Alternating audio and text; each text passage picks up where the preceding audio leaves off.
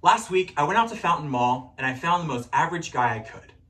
I went up to him and introduced myself, a complete stranger. I asked him a few questions, what he was studying, where he was from, and he said he was studying business and from the Dallas area. A very average guy. He said he was a Christian, he really loved spending time with his family, and he was also part of a giant Greek organization on campus. Bingo. This guy was perfect for my little experiment. And the question that came next changed the entire outcome of the conversation. So, when was the last time you thought about having sex? His face turned red. He gave me a look like someone had just shot his childhood dog, and he walked away, a little bit weirded out. To be fair, I would do the same thing if asked by a complete stranger. But it illuminated my point of why we don't talk about sex and why it is that we don't.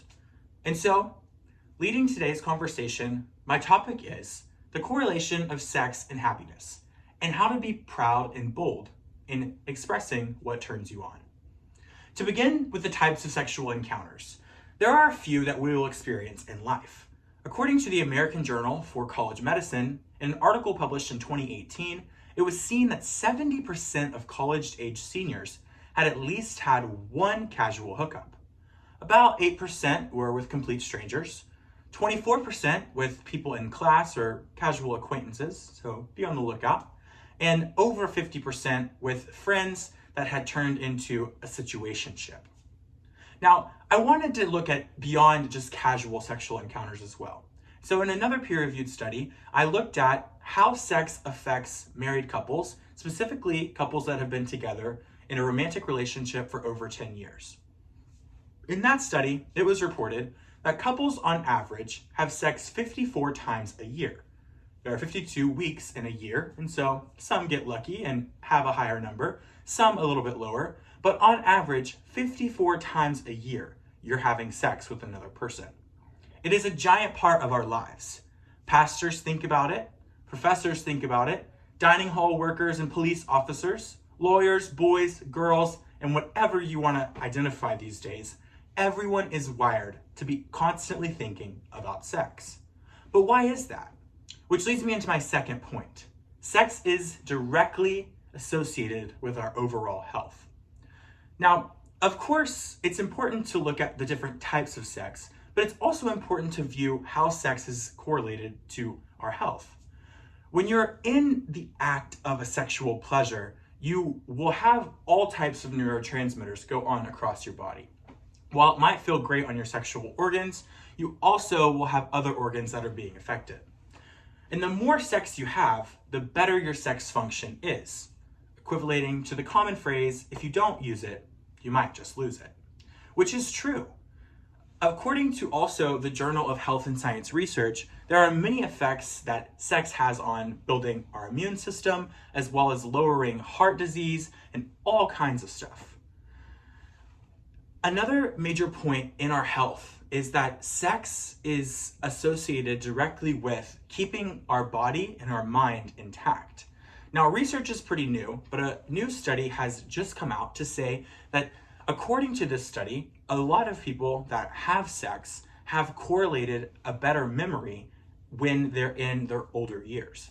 And so it is something that is still new, but it is pretty cool to see that those who are not engaged in sex very often are more likely and more at risk for Alzheimer's or dementia. Which leads me into my third point, how to keep an active and healthy sexual life. Sex is directly accredited to a happy life. Now, there was an article done by the American Sex Research Center, and it was published in 2022. And this article looked directly at how sex has an effect on income. It's reported that those who make over $150,000 per year will most likely have sex somewhere between 2 and 4 times a week, while those who make less than $75,000 reported having sex 2 to 4 times a month. Now, sex is not the determining factor in how much you're going to make, but it is something to keep in mind. One last thing that sex does positively is that it helps build relationships. When you experiment in the bedroom, it takes a lot of trust and communication with your partner, whether it's a casual hookup or with it's someone that you've been married to for 50 plus years. sex is what constantly bridges two paths together. In conclusion, sometimes it's a little awkward to have these types of conversations. You don't really want to talk about sex with someone you don't know, but I just want to encourage all of you to not be scared to have the conversation. Since we're all constantly thinking about it and how sex has such a positive impact on our life, I really do encourage all of you to use this information personally in your own lives. While we're not all sexually active, and some have a moral hand guiding them to not being ready or waiting until marriage, those of you that make decisions with your pants, just take this into consideration the next time that you're involved in a sexual encounter. And my mind goes back to that random guy I saw in Fountain Mall. Honestly, I wish the best for him. Even if he didn't really want to enjoy my interview, I hope that he has sex soon. And I hope that all of you do too. Thanks.